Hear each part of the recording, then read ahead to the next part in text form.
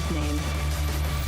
The Crimson Viper is back in Street Fighter after a whopping 17 years, sporting a new look and a familiar moveset. Before her arrival in Street Fighter VI, C Viper was considered the most technical character in the Street Fighter IV series, sporting extremely difficult execution to get optimal damage and a highly complex mix-up game that required excellent mind games.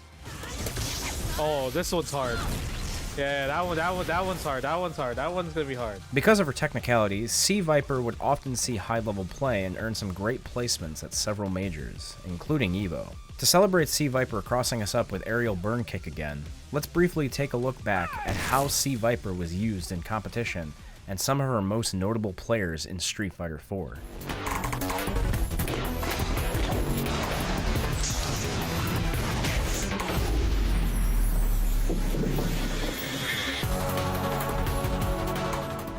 C Viper was first introduced in the vanilla edition of Street Fighter IV, initially being marketed as an anti-hero morally gray character to contrast Cammy White and Chun-Li. To usher in this new era for Street Fighter, they needed to make a character unlike anything before in the franchise. Like mentioned previously, her execution is quite difficult.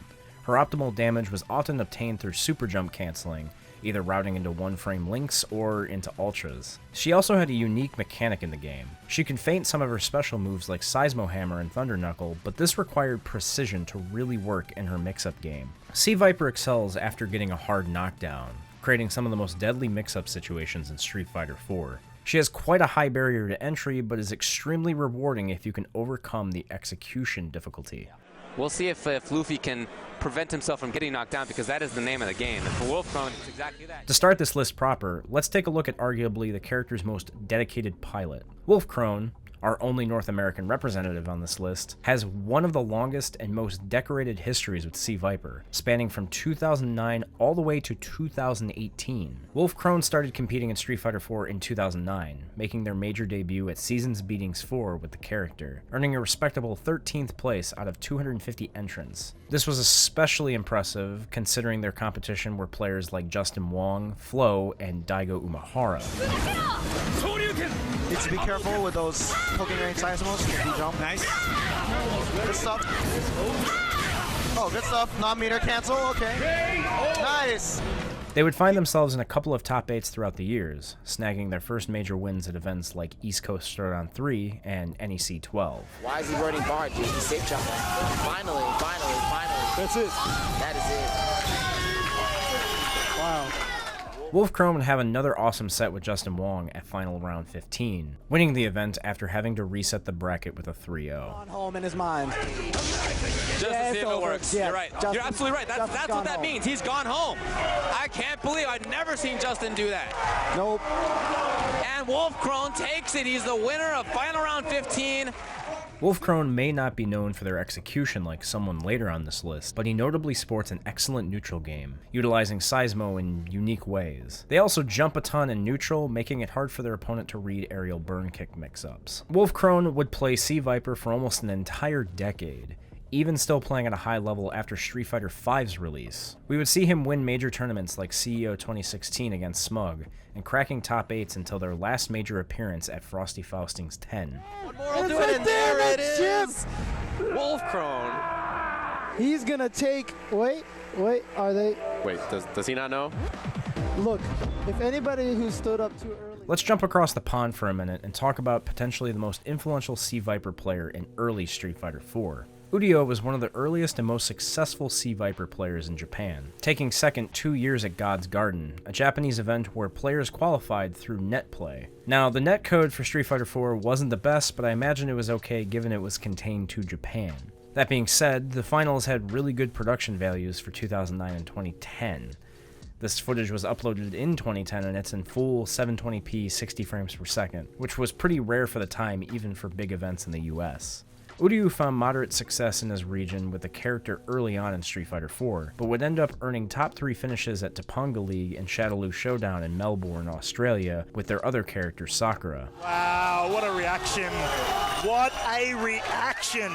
Due to almost all of the online qualifiers for God's Garden being streamed, Uryo was pretty much pioneering the tech for everybody on this list. Discussions about Uryo's gameplay on SRK started as early as May of 2009, noting how good his neutral game and control of the space with the character was. Searching Uryo's name around 2010 showed how much footage was available for high-level Sea Viper at the time. Due to this, Uryo was the source of truth for high-level Sea Viper play in 2010 on the internet.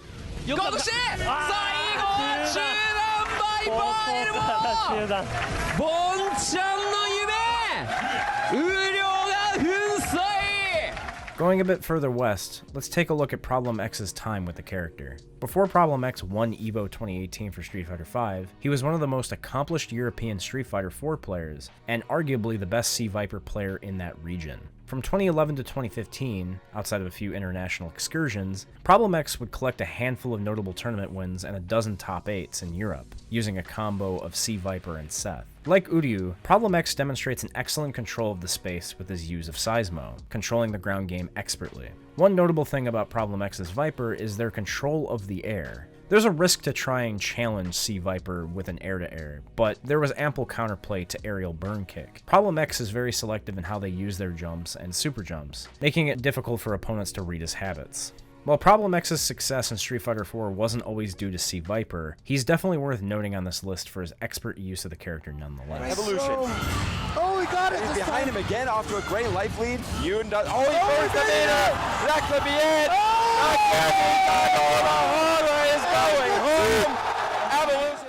Last but not least on this list of notable Sea Viper players, we need to talk about the master of execution, Latif. Latif and Sea Viper are a perfect pair, as Latif was a Zato player in Guilty Gear XX, notably winning EVO 2009 for the title. For the uninitiated, Zato 1 or Eddie in Guilty Gear XX is a puppet character, controlling a shadow that has its own inputs and timings. This character uses negative edge inputs, meaning that buttons can be held down and released at specific times. Combo, big damage. That's an overhead, right? Yeah, that's an overhead, and Latif takes it. That's a perfect, isn't it? Looks like it.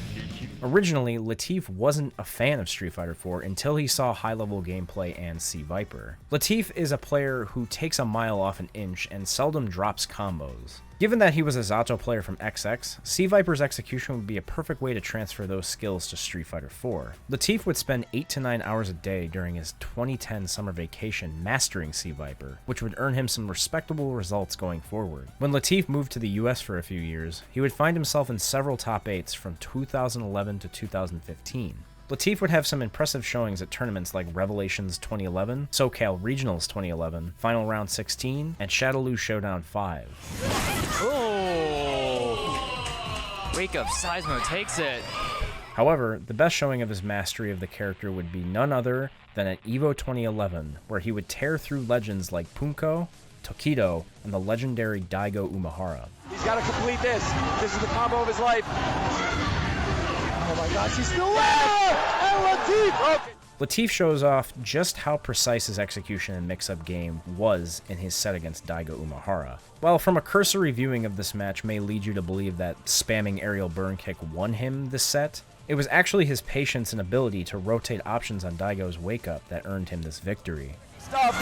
Daigo getting blown up. Oh, he's got him! Another bad read from Daigo. And this is maybe not the beast we remember. Yeah, Latif looks a little more comfortable right now. It looks like he's playing like Latif and not thinking about my opponent is Daigo. He's just thinking that I am Latif right now. Latif expertly used aerial burn kick at the exact right times and ranges here, causing Daigo to either guess wrong or get baited into DPing. Latif didn't win EVO 2011, unfortunately, but he certainly secured his place as perhaps the strongest Sea Viper player of all time. Thankfully, Latif would share his excitement for the recent Sea Viper trailer, claiming that he didn't want to play Street Fighter VI until she came out. With their kit being almost untouched from Street Fighter IV, I can see why he's excited and why many are excited to super jump and aerial burn kick with this high-flying mix-up machine once again. So Too much. it's too much, exactly. Maybe so. I mean, Punk's avoiding bad situations very well. Scooter, what's up? Thank you so much. Anti-air 4s. The fault nice and close, the throw. No, it's back with bar, but at what cost? At what cost? Cancels should be able to seal the deal. If we don't drop this, we're punked to God. We're not dropping nothing. Wins the tournament with Sea Viper less than 24 hours with the